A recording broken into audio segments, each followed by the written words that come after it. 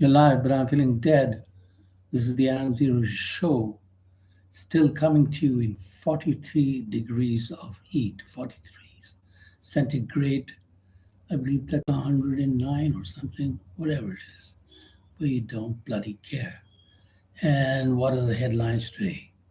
Well, the Iran Israel war was supposed to have halted under the instructions of President Trump, but appears to have started again because Israelis are not to be curtailed, and they have unilaterally continued bombing a city in Lebanon called Tyre, where maybe there may be some Hezbollah, I don't know. And this goes against Mr. Trump's orders, and apparently the understanding between Mr. Trump and Mr. Netanyahu is not that good. So I'm sure Iran will again start sending missiles in the way of Israel. And who knows what happens after that, because the Iranians have a formidable set of missiles to unleash. And that remains to be seen what happens next after that. And in other news, Mr. Trump was booed at a football game in New York City.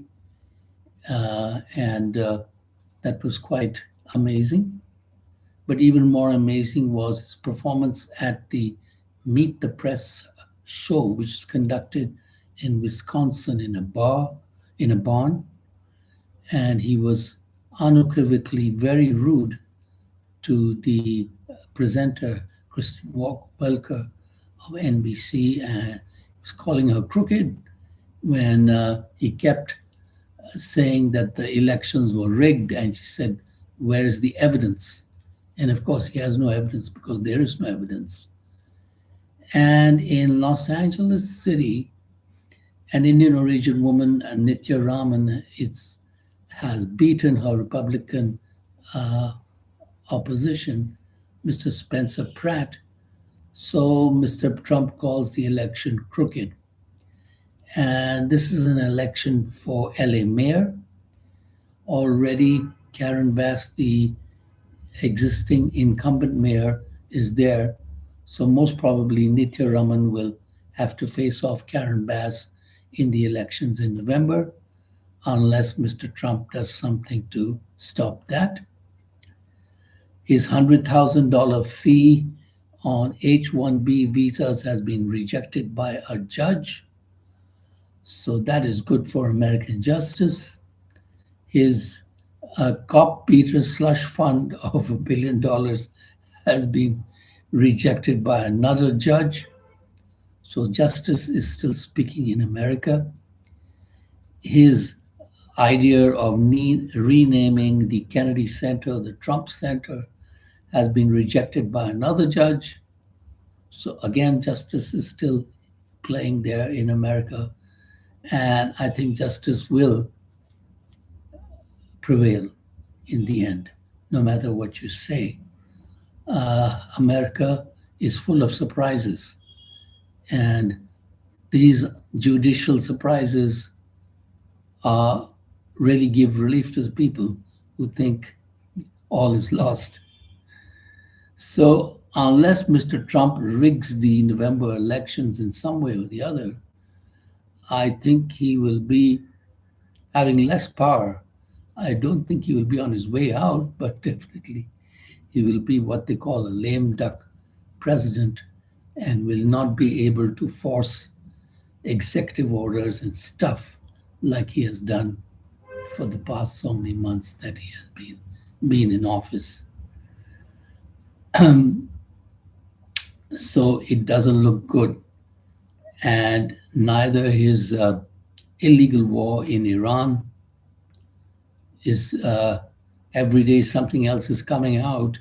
And now the latest is that the Iranians say that they will not give up their uranium, which was one of the main sticking points for Mr. Trump in his illegal war. So And they say, and rightly so, if Israel has nukes, then why can't we have nukes? And that is where the situation is going.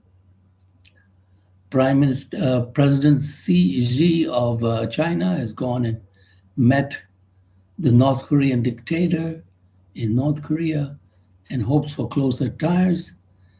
And that also is a rogue state which needs to be dismantled before it creates major problems for the world. Don't know when that day will come. And the dowry business is in the news again. That why is there rage against the age meaning dowry. And it's very sad to note that uh, almost 16 women lose their lives every day over dowry related deaths, which is quite ridiculous. We're living in 2026. It's supposed to be illegal to ask for dowry, which major film star Akshay Kumar calls extortion. And of course, people call it gifts and stuff like that. Why should they? Why should a man suddenly be presented with a car and lakhs of money or crores of money or whatever? For what reason? Just because he's marrying somebody's daughter? I mean, the whole issue stinks thoroughly, and it's one of the sore points of Indian life. And what else do we have to say? In local politics, Mamta Banerjee, the previous chief minister of Bengal, is now here in Delhi, and she's trying to make her runaway members of parliament uh, come back to her party. They have applied for a separate party, apparently 20 members of them. They don't want to be part of her. They want to join the BJP or some other party. So, not good news for Mamta Banerjee, who ruled the state of West Bengal with an iron hand for about 14 years and apparently made a mess of it. So, that is where matters stand in that. And what else can we tell you? Well, India is not doing too badly with the world turmoil because they have a good uh, outlay of gas and stuff like that, ready for the wild swings. And they are looking at alternative suppliers, possibly Venezuela also, that can fill in the gap. And the whole drama of ridiculous totally boils down to one person, which is Mr. Trump, who started this illegal and unnecessary war. And this would have never happened. The Iranians would have remained quiet. The Hormuz Strait would have been open to all ships. And now you have the Iranians behaving with their backs to the wall in a most unreasonable way. We won't do this and we won't do that, which was never the case. And the country suffered from a lot of US sanctions over the years. So, as noted and celebrated, Professor Jeffrey Sachs said, the US needs to wind up and get back and let Iran be.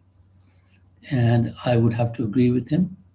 He is a very articulate and sensible person. And long live Jeffrey Sachs and other voices like him, including Senator Bernie Sanders, who says Israel should not be supplied any more money or weapons. And that is the whole game plan of Israel, tiny little state.